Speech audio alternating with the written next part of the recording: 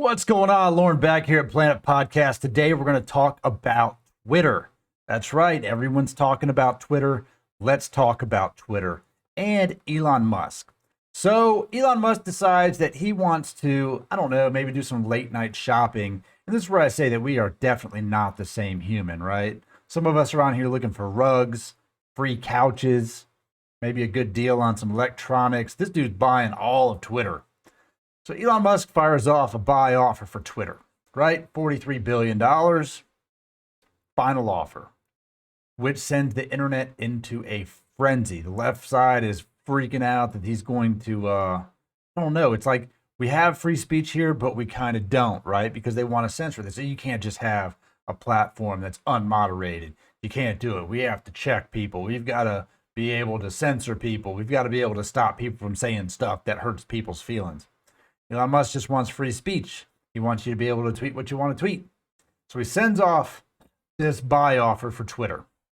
And what does that mean, really? It means that he wants to take Twitter private, which means that the stock will be purchased completely, 100% at like 53,420. I think that was the number they came up with, right?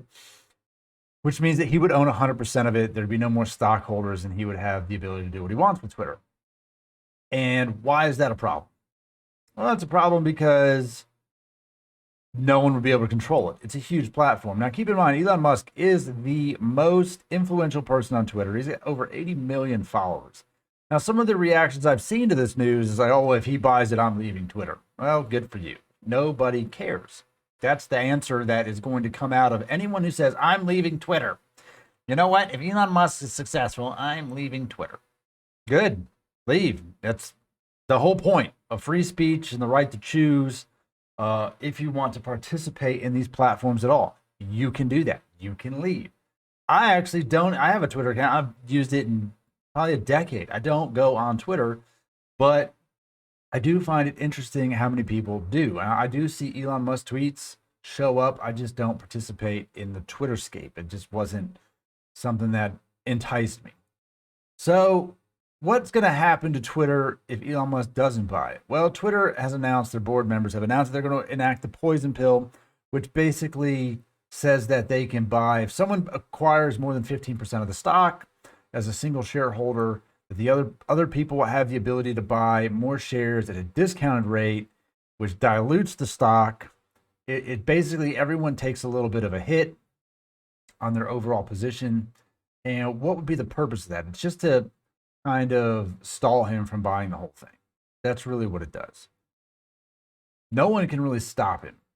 That was what they're going to come to a vote, but they're going to get to a point where the offers are going to be against the bylaws for them not to sell. It's not going to be in the best interest of shareholders. Now, this is really a win-lose-lose for Twitter. That's what's going to happen here. The win is everyone makes money. Elon Musk buys Twitter and does what he wants with it. And everyone makes money and they move on and they go do something else. That's a win financially for the platform and for shareholders. The lose-lose is that Elon Musk, they deny him the right to buy it. They say, we're not going to sell it. He sells his position in Twitter, which tanks the stock, which triggers a whole bunch of more selling. Stock falls pretty hard. And maybe he even stops using the platform altogether. Right, which tanks a large portion of Twitter. One person you think wouldn't really matter, right? Because I say if you leave, who cares? If you don't have 80 plus million followers, and that's a big deal. The biggest influencer on Twitter. So he leaves, and then it also, that stigma is, well, Twitter doesn't support free speech. Now, they've already blocked the president of the United States. They blocked Alex Jones. They blocked other political figures. They block a lot of people, right? They just permanently banned them. So they're saying, we don't support free speech. We don't support your ability to be able to speak your mind. Okay. So Twitter takes a hit. The second lose-lose is that Elon Musk not only sells the shares that he owns in his position in Twitter, which tanks the stock, but then he goes, you know what? I'm just going to join or start another platform that promotes free speech. Now, there is one, Truth Social, Donald Trump's entire get up here, that didn't really get off the ground. It just cannot get off the ground. And that I think highly because Donald Trump is a very divisive name in politics and social climate in the country. But Elon Musk isn't. He's not a divisive person, right? He does a lot for the world. So I think if Elon Musk were to do his own thing, people would follow him. You know, maybe 80 million people would follow him. I don't know, maybe 100 million, maybe 10 million. But the competition that it would give Twitter would tank Twitter as well. So what's it going to be? I know one thing, I'm buying puts on Twitter. The stock price is going to go down.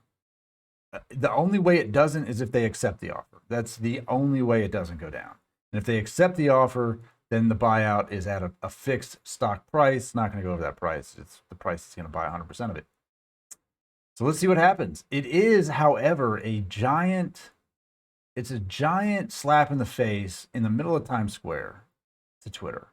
That's what it is. It's him coming out and in a way manipulates the stock, wholeheartedly manipulates the stock, which at least this time he kind of did it through the SEC. Now, he did delay his purchase of the shares, which they fined him for.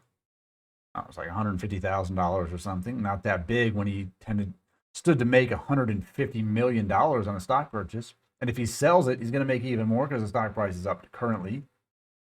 And then it could just give him another discount to come back in. Let's say Elon Musk says, all right, you know what? They're not gonna let me buy it.